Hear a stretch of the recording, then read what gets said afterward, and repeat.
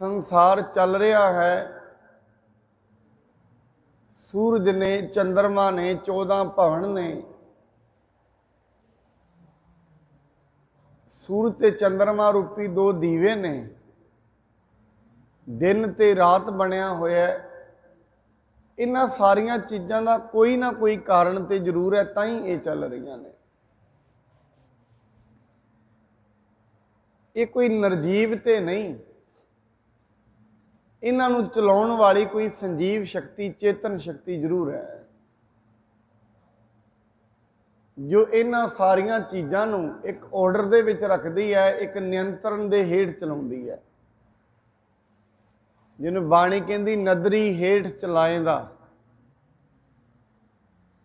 जां आपी ने आप साजियो, आपी ने रचियो नाओ, दूई कुदरत साजिए कर आसन डिठो चाओ।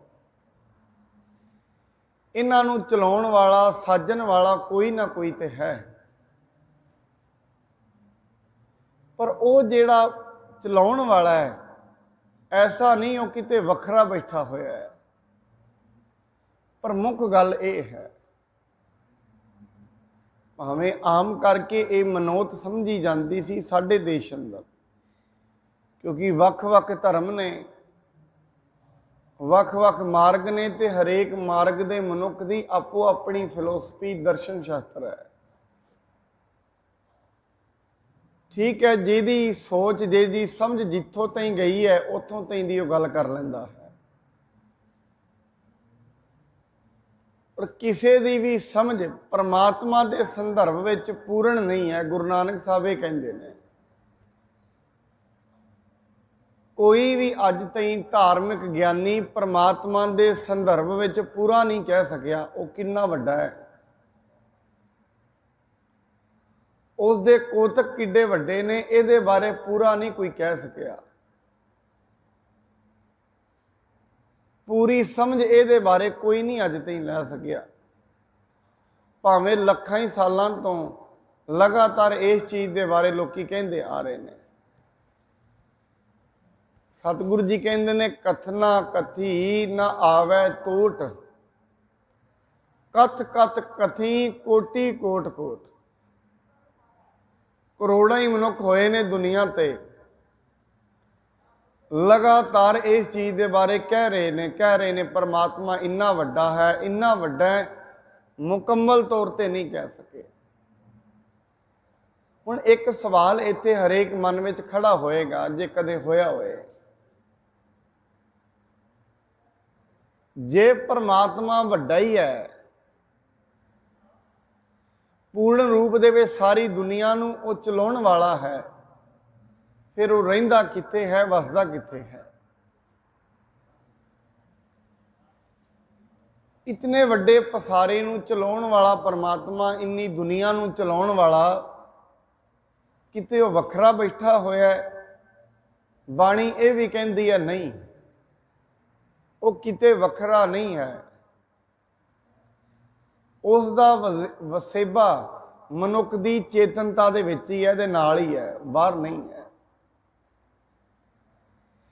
ते वो इन्ना वड्डा है, उसदा पता कित्थों लग्या मनुख नूं? उवें ते वो निर्गुण स्वरूप है। परमात्मा वड्डा है, वो इस प्रकृति दे विचों ही पता लग्या है वो वड्डा है।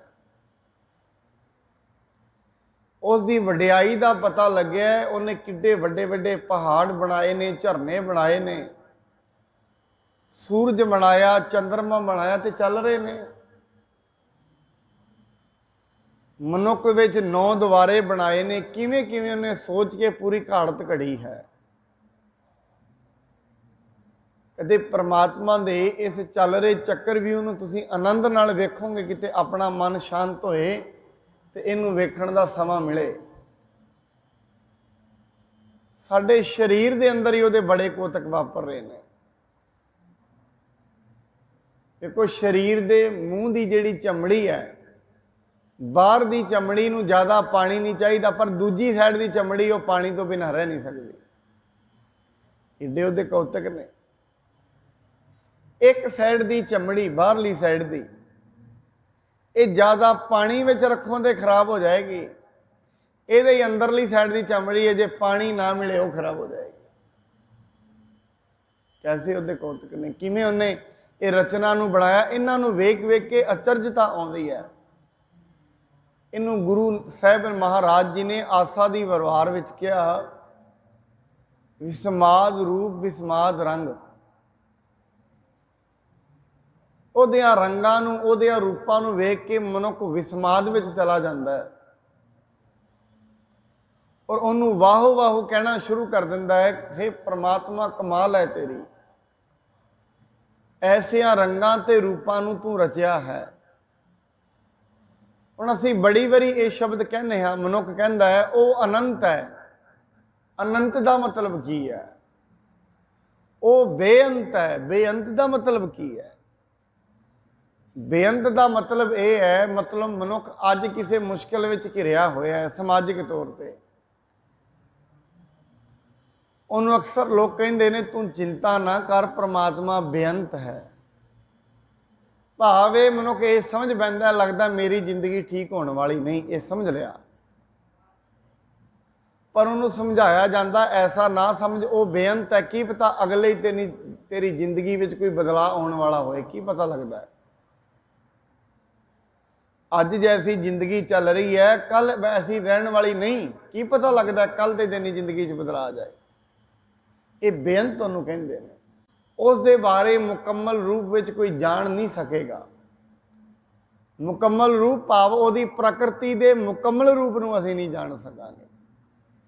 ਜਿਹੜੇ ਸਰੀਰ ਵਿੱਚ ਸਾਡੀ ਜੀਵ ਆਤਮਾ ਬੈਠੀ ਹੋਈ ਹੈ, ਇਸ ਸਰੀਰ ਦੀ ਮੁਕੰਮਲ ਰਚਨਾ ਨੂੰ ਨਹੀਂ ਕੋਈ ਜਾਣ ਸਕਿਆ। ਇਹ ਕਿਵੇਂ ਸਵਾਸ ਚੱਲਦੇ ਨੇ, ਕਿਵੇਂ ਪ੍ਰਾਣ ਚੱਲਦੇ ਨੇ, ਕਿਵੇਂ ਕਿਹੜੀ ਬਿਮਾਰੀ ਦੇ ਵਿੱਚ ਕੀ ਦਵਾਈ ਚੱਲਦੀ ਹੈ। ਹੋ ਸਕਦਾ ਹੈ ਬੜੀ ਵਾਰੀ ਇਹਨੂੰ ਦਵਾਈ ਦਿੱਤੀ ਜਾ ਰਹੀ ਹੋਏ ਤੇ ਉਹ ਦਵਾਈ ਇਹਦੇ ਬਿਮਾਰੀ ਦਾ ਕਾਰਨ ਬਣ ਰਹੀ ਹੋਏ, ਇਹ ਕੀ ਪਤਾ। ਮੁਕੰਮਲ ਰੂਪ ਵਿੱਚ ਮਨੁੱਖ ਨਹੀਂ ਜਾਣ ਸਕਦਾ ਇਹ ਸਰੀਰ ਨੂੰ ਵੀ। ਇਸੇ ਕਰਕੇ ਕਿਹਾ ਜਾਂਦਾ ਹੈ ਜਿਹੜਾ ਪਰਮਾਤਮਾ ਹੈ ਉਹ ਬੇਅੰਤ ਹੈ, ਉਸ ਦਾ ਅੰਤ ਕੋਈ ਨਹੀਂ, ਉਹਦਾ ਆਦਿ ਕੋਈ ਨਹੀਂ। ਉਸਨੇ ਇਹ ਦੁਨੀਆ ਬਣਾਈ ਔਰ ਕਦੋਂ ਬਣਾਈ ਇਹ ਵੀ ਕਿਸੇ ਨੂੰ ਨਹੀਂ ਪਤਾ। ਇਸ ਨੇ ਤਬਾਹ ਕਦੋਂ ਹੋਣਾ ਇਹ ਵੀ ਕਿਸੇ ਨੂੰ ਨਹੀਂ ਪਤਾ। ਇਹਨੂੰ ਤੇ ਮਹਾਰਾਜ ਜਪਜੀ ਸਾਹਿਬ ਦੀ ਬਾਣੀ 'ਚ ਵੀ ਕਹਿੰਦੇ ਨੇ, ਥਿਤ ਵਾਰ ਨਾ ਜੋਗੀ ਜਾਣਾ, ਰੁੱਤ ਮਾਹੋ ਨਾ ਕੋਈ, ਜਾ ਕਰਤਾ ਸ੍ਰਿਠੀ ਕੋ ਸਾਜੇ, ਆਪੇ ਜਾਣੇ ਸੋਈ। ਹੁਣ ਇੰਨਾ ਵੱਡਾ ਪਰਮਾਤਮਾ ਹੈ, ਉਹ ਆਪ ਹੀ ਇਸ ਸ੍ਰਿਸ਼ਟੀ ਨੂੰ ਚਲਾਉਣ ਵਾਲਾ ਹੈ, ਆਪ ਹੀ ਜਾਣਦਾ ਹੈ। ਫਿਰ ਮਨੁੱਖ ਕੀ ਕਰੇ? ਬਾਣੀ ਕਹਿੰਦੀ ਤੂੰ ਉਹਨੂੰ ਹੀ ਜਪ, ਫਿਰ ਉਹਨੂੰ ਹੀ ਯਾਦ ਕਰ ਜੋ ਇੰਨਾ ਵੱਡਾ ਹੈ, ਇੰਨੀ ਦੁਨੀਆ ਨੂੰ ਚਲਾਉਣ ਵਾਲਾ ਹੈ। ਉਹਨੂੰ ਹੀ ਚੇਤੇ ਵਿੱਚ ਰੱਖ, ਹਮੇਸ਼ਾ ਉਹਨੂੰ ਹੀ ਚੇਤੇ ਵਿੱਚ ਰੱਖਿਆ ਕਰ, ਉਹੀ ਸਭ ਕੁਝ ਠੀਕ ਕਰੇਗਾ। ਪਰ ਮਨੁੱਖੀ ਮਨ ਦੇ ਚੇਤੇ ਵਿੱਚ ਦੁਨਿਆਵੀ ਆਸਰੇ ਰਹਿੰਦੇ ਨੇ, ਕਿਉਂਕਿ ਪਰਮਾਤਮਾ ਤੇ ਉਦੋਂ ਤੋਂ ਹੀ ਚੇਤੇ ਵਿੱਚ ਨਹੀਂ ਰਹੇਗਾ ਜਦੋਂ ਤਾਈਂ ਉਹਦੀ ਸ਼ਕਤੀ ਵਿਖੇਗੀ ਨਹੀਂ। ਇਹ ਸੱਚਾਈ ਹੈ। ਇਹਨੂੰ ਭਾਵੇਂ ਕੋਈ ਕਿਸੇ ਵੀ ਰੂਪ ਵਿੱਚ ਸਮਝ ਸਕਦਾ ਹੈ। ਪਰਮਾਤਮਾ ਉਦੋਂ ਤਾਈਂ ਚੇਤੇ ਵਿੱਚ ਰਹਿਣ ਵਾਲਾ ਨਹੀਂ ਜਦੋਂ ਤਾਈਂ ਉਹਦਾ ਅਨੁਭਵ ਨਹੀਂ ਹੋਏਗਾ। ਉਸ ਤੋਂ ਪਹਿਲਾਂ ਤੇ ਉਹਦੇ ਨਾਂ ਦੀਆਂ ਸਿਰਫ ਗੱਲਾਂ ਹੀ ਗੱਲਾਂ ਨੇ ਤੇ ਗੱਲਾਂ ਦੁਨੀਆ ਕਰ ਲੈਂਦੀ ਹੈ। ਉਹ ਬੜਾ ਵੱਡਾ ਹੈ, ਬਹੁਤ ਕੁਝ ਦੇਣ ਵਾਲਾ ਹੈ, ਇਹ ਸਾਰੇ ਕਹਿੰਦੇ ਨੇ। ਅਕਸਰ ਜਿਹੜੇ ਲੋਕ ਇਹ ਕਹਿੰਦੇ ਨੇ ਉਹ ਸਾਰਾ ਕੁਝ ਦੇਣ ਵਾਲਾ ਹੈ, ਜਿੱਦਣ ਉਹ ਖੋਹ ਲੈਂਦਾ ਉਹਨਾਂ ਨੂੰ ਰੋਂਦੇ ਵੀ ਨਜ਼ਰ ਆਉਂਦੇ ਨੇ। ਉਹੀ ਲੋਕ ਜੋ ਸਾਰੀ ਦੁਨੀਆ ਨੂੰ ਚਲਾਉਣ ਵਾਲਾ ਹੈ, ਐਸਾ ਕਹਿਣ ਵਾਲੇ ਲੋਕ ਜਿਸ ਦਿਨ ਉਹ ਕੁਝ ਲੈ ਲੈਂਦਾ ਉਸ ਦਿਨ ਰੋਂਦੇ ਵੀ ਨਜ਼ਰ ਆਉਂਦੇ ਨੇ।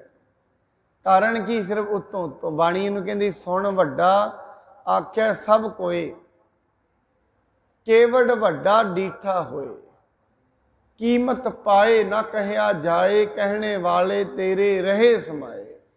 ਇਹ ਉਹਨਾਂ ਦੀ ਨਿਸ਼ਾਨੀ ਹੈ। ਜਿਹੜੇ ਉਹਨੂੰ ਕਹਿੰਦੇ ਨੇ ਉਹ ਤੇ ਉਹਦੇ ਵਿੱਚ ਹੀ ਸਮਾ ਜਾਂਦੇ ਨੇ। ਸਮਾਉਣ ਦਾ ਮਤਲਬ ਇਹ ਹੈ ਉਹਨਾਂ ਨੇ ਇਹ ਮੰਨ ਲਿਆ ਅਸੀਂ ਕੁਝ ਵੀ ਨਹੀਂ ਹਾਂ।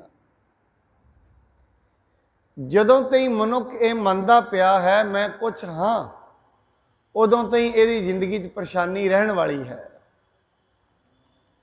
इत्थों ते ही गुरु जी तो यह भी कहते तू मनी बैठा है मैं हिंदू हाँ मैं मुसलमान हाँ। ये भी मनुख का बंधन है, जात भी बंधन है, धर्म भी बंधन है, वर्ण भी बंधन है, धार्मिक लिबास भी बंधन बन जाता है। मैं कुछ हाँ, ये भावें किसी भी रूप की मैं है, भावें धार्मिक है, भावें आर्थिक है, भावें समाजिक है। मैं का रूप कोई भी हो सकता है। कई बार धर्म की क्रिया असी करते हैं वो भी मैं आ जाती है। जदों भी मैं आई समझो वही दुख का कारण हो गई। जिवें शेख साहब जी कहते ने, एक बार मैं अपने पिता दे नाल किते धार्मिक मुजस्मे विच धार्मिक काम दे विच गया होया सी। सवेर का समा होया, सारे लोग सुते पे सन। मैं उठ के नमाज पढ़नी शुरू की ते मैं अपने पिता नूं आख्या किड्डे काफर लोग ने, सवेर हो गई है उठ के ते कोई नाम ही नहीं जपदा, किसी ने नमाज नहीं पढ़ी। उसका पिता कहंदा चंगा ये हुंदा तू भी सुता ही हुंदा। कहंदा क्यों? कहंदा असल दे विच तू इन्हां नूं काफर ते ना कह सकदा, तू इन्हां दी निंदिया ते ना करदा। मनुख कई बारी माड़ा जा धार्मिक कर्म करके दूजिया की निंदिया ते खलो जाता है। ये पंथ सही नहीं चल रहा, ये पंथ विच ये हो रहा है, आ हो रहा है, उन्होंने फिर सारी उम्र अवगण ही नज़र आते ने, गुण कोई नज़र आता ही नहीं। जेड़े लोग असल दे विच जहरां दा व्यापार कर रहे हैं तो जहर ही सारा दिन वेखणगे, हमेशा वो यही चीज़ नूं लभदे रहिंदे ने। इस करके याद रखना, जेड़े मनुख सारा दिन अवगुण लभदे ने वो अवगुणां दे व्यापारी बन जाते हैं।